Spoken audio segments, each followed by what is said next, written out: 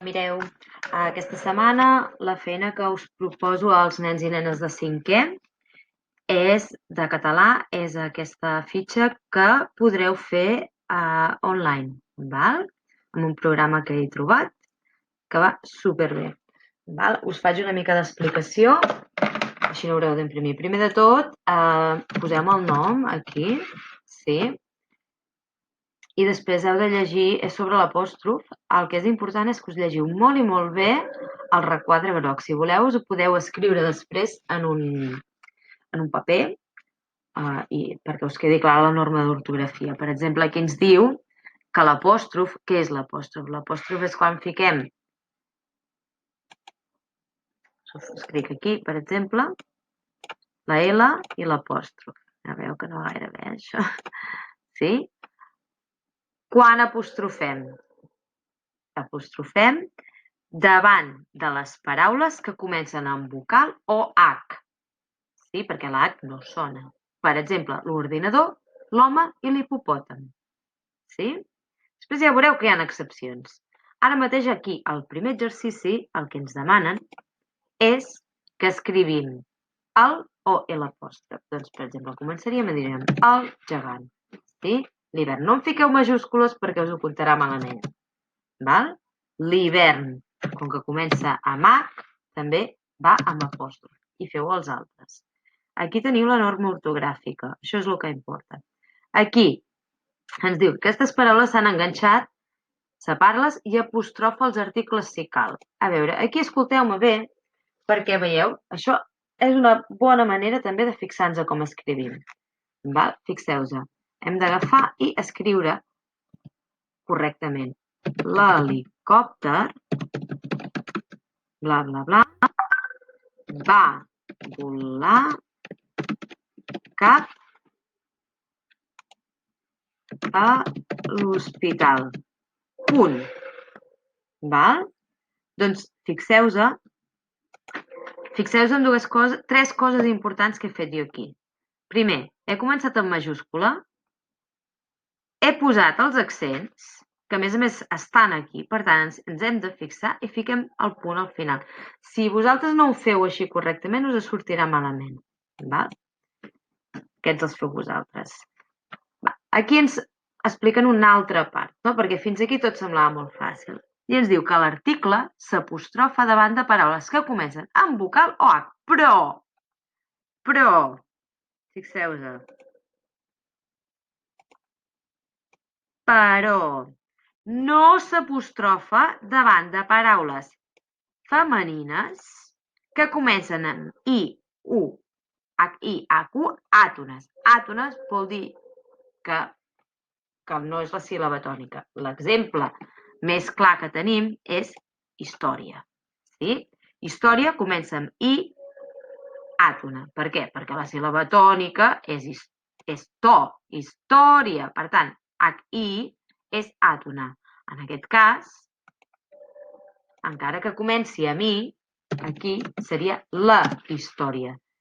No l'història. L'història no, perquè comença amb I àtona. Us ho poso aquí, A més, aquí teniu uns quants exemples. Es diu, per exemple, l'ona, sí, però en canvi la humanitat no s'apostrofa perquè la síl·laba tònica és tat, humanitat, sí? Per tant, no s'apostrofa. Isabel, Irene, sí?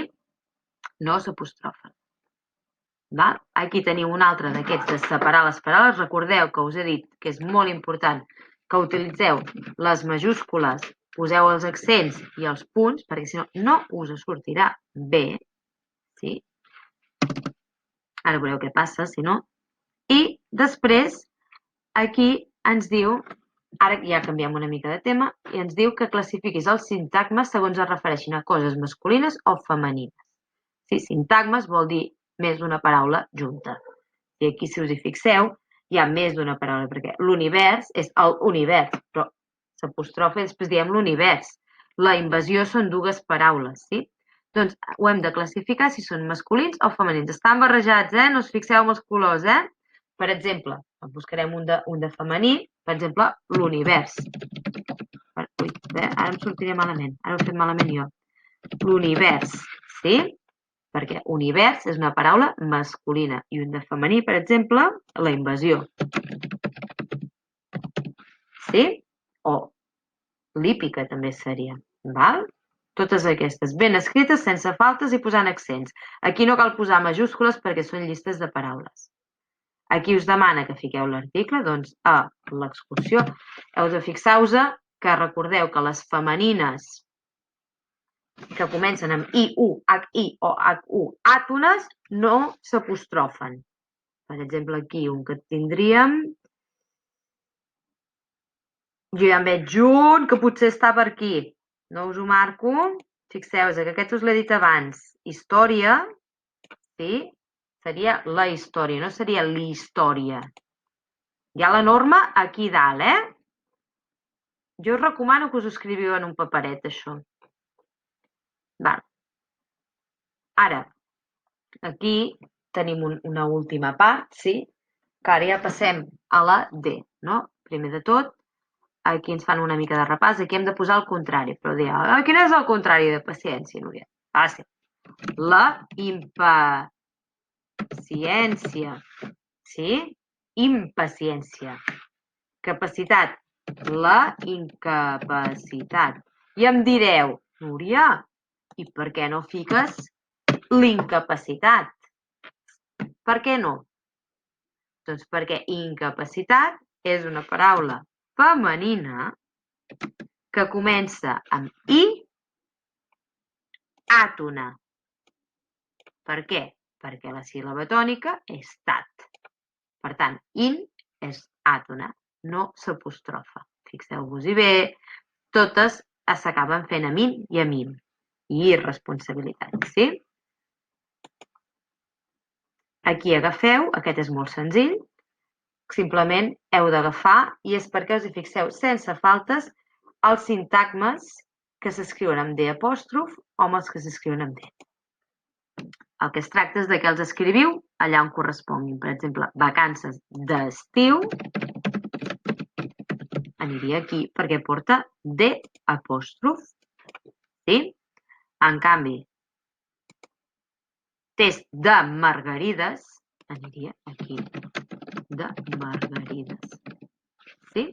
Ups, 7. Si escriviu 7 com he escrit jo, us sortirà malament. Test de margarides. Fixeu-vos de. Doncs ho classifiqueu sense faltes. Anem aquí, i ara aquí ens explica una mica la norma. Ens diu, la preposició de s'apostrofa davant de paraules que comencen amb vocal o H. Així de fàcil. Vocal o H.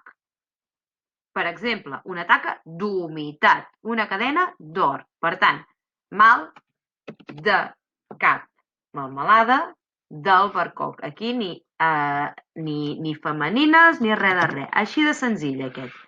I al final, ja és l'últim exercici aquest que m'heu de fer, que ens fan relacionar, aquí heu de fer com grups, no? Que tingui sentit.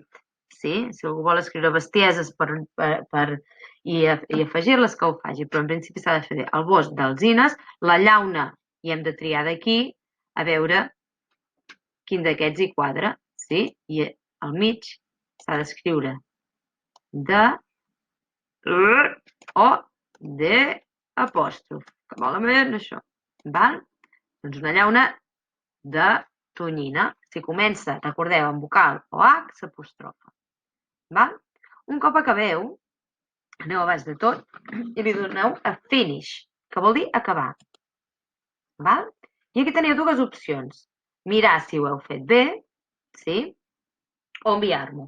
M'ho envieu. Val? Igualment després us sortirà el que teniu bé o no, però m'ho envieu. Sí? Si voleu ho podeu repetir, però m'ho envieu. Si voleu mirar-ho i després fins que ho feu bé m'ho envieu, però l'important és que m'ho envieu. Com ho feu? Així.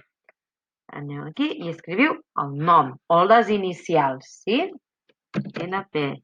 Va, poso el meu nom. Sí? O Núria. Sí? Per exemple, Anna, no en tenim cap d'Anna. Nivell. 5. En el vostre cas, fiqueu 5. School subject. Català. Sí? I després aquí escriviu el correu de cicle superior, A l'Àgora treballem a casa cs@gmail.com. Val? I després li donem a send, que vol dir enviar. Sí? Si us diu això, d'acord. I això a mi m'arriba al correu. Però a vosaltres també us permet mirar el que heu fet bé o malament. Mireu quina catejada que he fet. Sí? Aquest,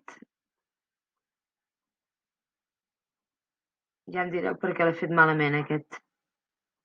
Alguna cosa he fet malament aquí. Ja ho revisaré. Si alguna cosa us surt malament i està bé, no us preocupeu. Ja veureu que castellà també us he preparat. Veieu? El que està bé us ho fica en verd. N'hi ha alguns que és de llistes, que tranquils perquè això ho reviso, perquè n'hi ha que us heu d'inventar frases, després aquests us sortirà malament. Però no és perquè estiguin malament, és perquè jo els hauré de revisar després. Per tant, no tot el que us surti vermell voldrà dir que està malament. I fins aquí la pàgina aquesta, que crec que ens anirà superbé per no haver d'imprimir i poder-ho fer a casa i també saber al moment a veure si us surt bé o no. Espero que us hagi ajudat i que us sigui fàcil seguir-ho. Vinga, bona feina!